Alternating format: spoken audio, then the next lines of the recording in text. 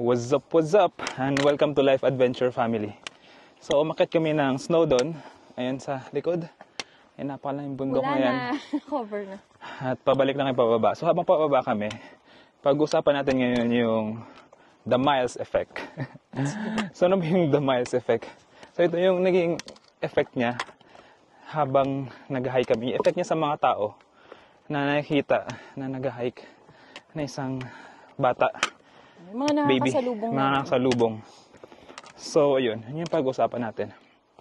Dahil, Ngayon mostly, lang, ang dami natin yung mga mostly reactions. good yung nagiging effect sa mga tao. So, yun. Ano yung mga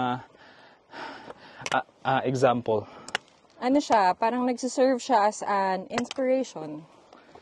Like, for example, kanina, may bata din na nakasakay sa carrier. Pero yung bata na to, mas matanda siya kay Miles ng siguro 1 year. Uh-huh. Tapos na naglalakad kami, si Miles kasi tulog that time. Tapos sinabihan siya yung batang yun, sinabihan siya ng tatay niya. Na parang, oh, look at the baby, oh. Yung baby kasi behave. Alam mo yun, parang, Say hello! Ayan, isa pa yun. Ayan. Natutuwa sila, napapangiti sila ni Miles for 5 seconds, 3 seconds. Na nawawala yung hingal nila at pagod. oo. For 5 seconds or 3 seconds. Pero yun talaga, siya, parang in general yan. Yeah. Lalo na pag si Miles nag-hi or nag-smile, grabe talaga para mababrighten up yung face nila. Yeah. Ayan. Another one. So, continue yung sabi mo kanina. Oo, yun nga parang nagsiserve siya as an inspiration. Ano pa ba yung isa na parang din, about inspiration din, Labi? Yeah. So, Ano yun? may na-meet kami doon sa taas, sa summit. Yeah. Taga dito siya, taga Wales siya. Malapit lang siya dito sa Snowdonia. Sa isang kembot lang. Kaya kahit nung sabi namin, picturean ka namin doon sa trig point, ayaw niya dahil siguro ilang beses na siyang nakakit dito. At, ayun, nagkwentuhan kami. At, kasi nag-camp din siya. Tapos pagkatapos namin magkwentuhan, bla bla bla, pabalik na siya, uwi na siya. Nakaisap sa amin kung pwede ba na niya daw kaming picturean family. Dahil papakita niya sa asawa niya, sa 3-year-old niya na anak na may batang umakyat sa snow doon. Kasi taga dito sila, ilang beses siya nakakyat at hindi pa nakakyat yung anak niya, 3 years old. So yun, siguro na-inspire siya na, ay, kaya pala at pwede. Oo. So, ayun.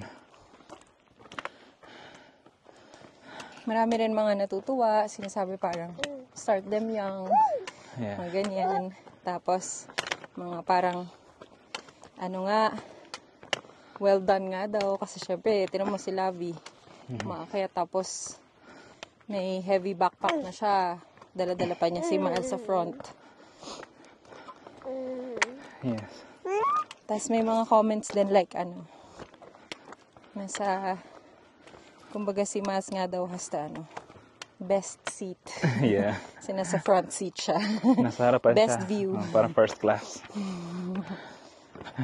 So, yun. Meron ding doon, Mountain Railway train station.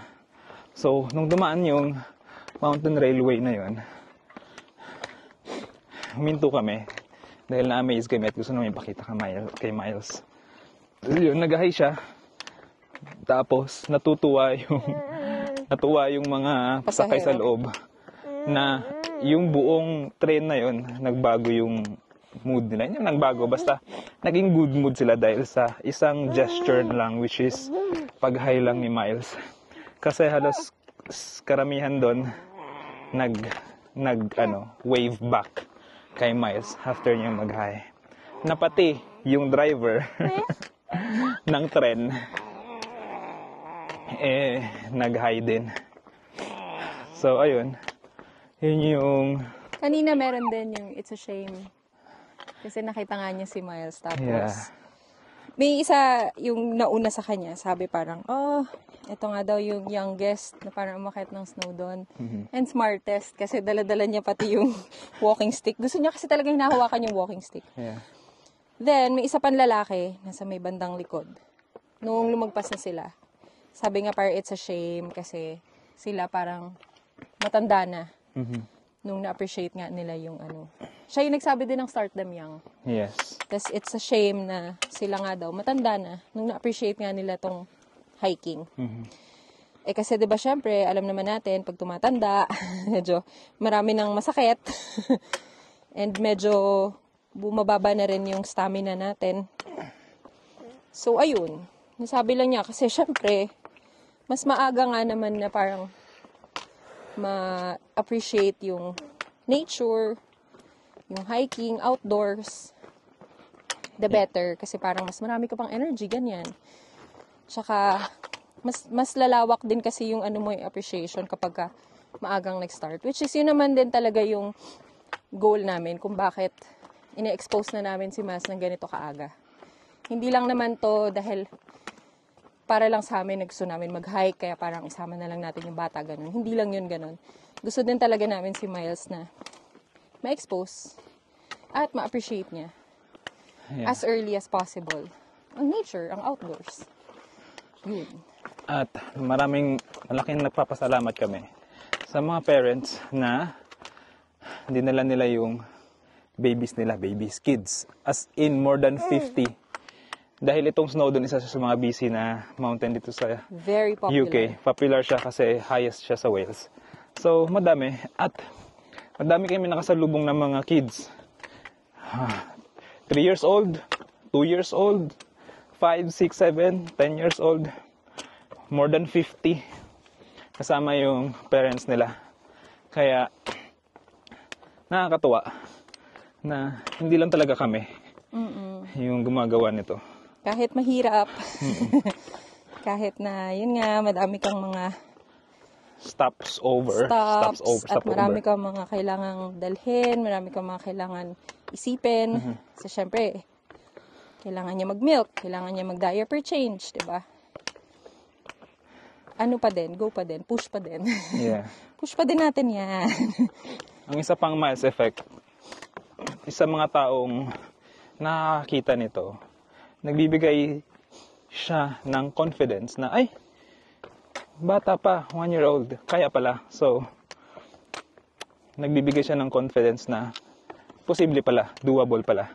Kasi ganun din yung nangyari sa amin. Nung weeks old pa lang si Miles, may fina-follow na kami na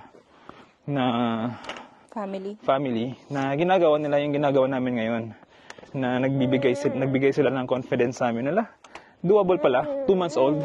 Ang pinaka earliest na inakyat nila sa bundok. Pero syempre, progression yan at dapat alam mo yung capability mo. Hindi naman syempre na nakita mong ginagawa namin to at wala pa masyadong experience. Gawin na agad yung medyo level up. Siguro start small din talaga. Kasi kami, sa mababa din kami nag-umpisa. Bago namin gawin to, may training pa kami na i-assess yung sarili namin. Maiksing bundok lang, maliit na bundok lang, kung kaya ba talaga namin itong gawin. Kahit na before pa man dumating si Miles, nakakaakyat na tayo ng matataas na bundok. Yeah. Nung kasama na siya, syempre, nag-back to ano kami, alam mo yun. Yung sa mababa muna, ganyan. Yeah.